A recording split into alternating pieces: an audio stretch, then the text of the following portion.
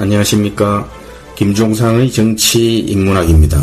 조국 게이트, 지금 그 뿌리가 어디까지인지 윤석열 검찰과 청와대 문재인 정권 간의 한판 승부가 붙었습니다. 국민들도 궁금해하고 야당도 나섰습니다. 분명한 것은 조국을 지키려는 세력들이 대통령부터 시작해서 지금 다 나선 걸로 보면 지금 조국 게이트는 빙산의 일각일 수도 있다, 이런 생각이 듭니다. 어쨌든 범죄 행위가 확실하게 드러날 때까지는 발악을 하면서 버티고 오리발을 내미는 작전을 벌이고 있는데요. 도덕 양심이 밥 먹이 주나 이러고 있습니다. 유시민은 대통령도 이제 방아쇠를 당겼고 조국 사태 산막은 어찌 될지 자신도 잘 모르겠다 했는데, 이걸 곱씹어 보면 이제 막다른 골목까지 갈 수밖에 없고, 나뿐만 아니라 문재인 대통령 당신도 운명 공동체가 된 거 알고 있지요? 저는 이렇게 들렸습니다. 지난번 제가 조국이 막바지에 흔들리는 문재인을 압박 혹은 협박했을 수도 있다, 이렇게 얘기했는데, 요즘 보니까 그 압박 협박이 유시민 머리에서 나왔다고 저는 판단을 합니다. 조국이 유시민에게 조언을 구했을 수 있거든요. 정치 안 하겠다던 유시민은 요즘 정치 발언들을 보면 문재인 정권이 정말 다급하고 한계에 왔구나 하는 생각도 해봅니다. 설치는 거 보면 그게 원래 유시민 자기의 본 습성인데요. 자기 버릇 어디 가겠습니까? 조금만 깊이 더 들어가 보면 조국하고 비스무리합니다. 수능틀이 말장난 선동과 임도 알 수 있고요. 또 조국 본인 범죄 사실의 확실한 증거를 내보라는 유시민을 보면서 유시민 자신도 조국 못지않게 그렇게 살고 있는 거 아닌가, 머리 좋으니까 법망을 비껴가면서 온갖 구린 편법을 다 쓰고 있는 거 아닌가, 이런 생각도 합니다.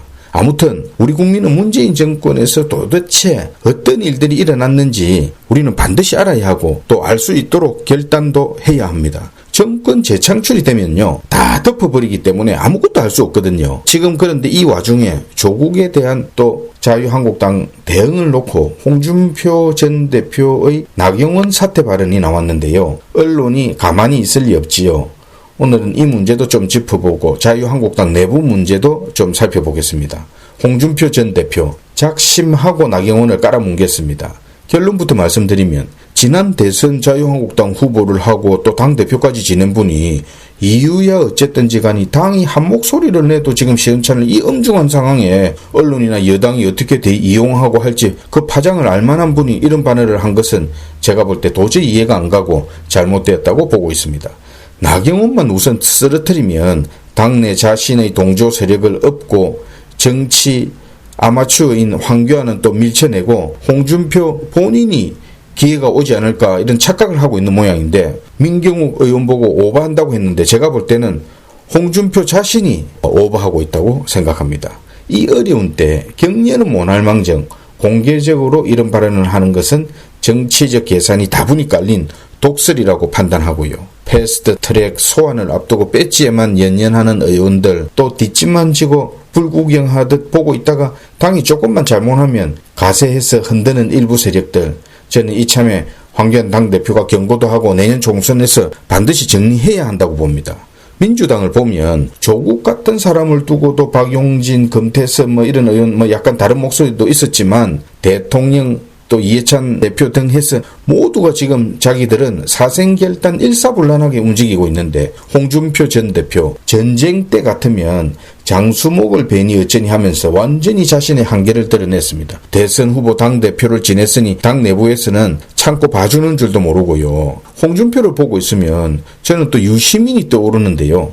지난번에는 또 유시민과 합동방송을 하면서 머리를 갸우뚱거리게 하더니만 이 시점에 그래도 유시민은 철저히 민주당을 감싸고 자기 당의 이득이 되는 발언을 문매를 맞아가면서 하는데, 홍준표는 누구를 위한 발언인지 분간도 안 됩니다.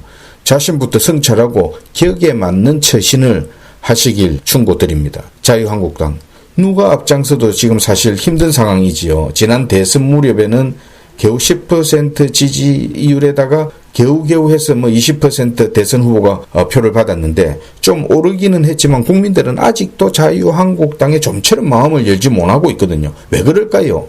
저는 신뢰를 못하기 때문이라고 봅니다. 가장 큰 문제는 민주당에도 그런 꼴불견들이 수두룩이 있지만 은행 일치도 안 되고 깜도 안 되면서 언론 노출을 다반사로 하는 의원들, 개인적 일탈로 언론에 오르내리는 의원들, 이분들 모두 내년 총선에서 정리해야 합니다. 조국 게이트 조금만 더 시간이 지체되면 문재인 정권이 북미 정상회담 또 남북 문제 아세안 정상회의 등으로 전국 재난 물타기를 시도할 텐데 황교안 대표한테 있는 시간도 별로 많지는 않습니다. 반조국 반문재인에만 기대지 말고 자유한국당 변화를 위한 정치력과 결단을 보여야 합니다. 사사로운 관계에 얽매이거나 또 적당히 봉합하고 통합 시도를 하다가는 문재인 정권의 등을 돌린 무당청 흡수가 어렵습니다. 청와대만 가면 민심이 안 보이는 거는 뭐가 다릅니까? 이번 조국 게이트 반대 여론이 계속해서 가반을 넘고 있는데 만일 자유한국당이 발빠르게 혁신을 했더라면 국민 지지도 회복하고 지금쯤 적어도 70-80%의 국민이 동조해서 문재인 정권 물러나라며 지금 광화문이 들썩거릴 건데요. 저는 아직 늦지 않았다고 봅니다. 당의 에너지가 맑아져야 40% 가까이 육박하는 지지정당이 없는 부동층 국민의 마음을 얻을 수 있다는 점 명심하기 바랍니다. 조국 게이트 같은 사건의 진실이 드러나지 않고 만일 그대로 묻힌다면 대한민국의 미래는 암울하고 국민도 불행합니다. 조국뿐 아니라 이제 몸통을 겨냥해야 합니다. 겉으로 태연해 보이지만 지금 발악을 하고 있는 이 철면피 도덕 불감증 정권 또 권력 게이트 국가의 정의와 도덕 양심이 모두 무너졌는데 여기에 저항을 하지 않는다면 국민 스스로 자신의 권리를 포기하는 것 아니겠습니까? 정치인문학 김종상이었습니다.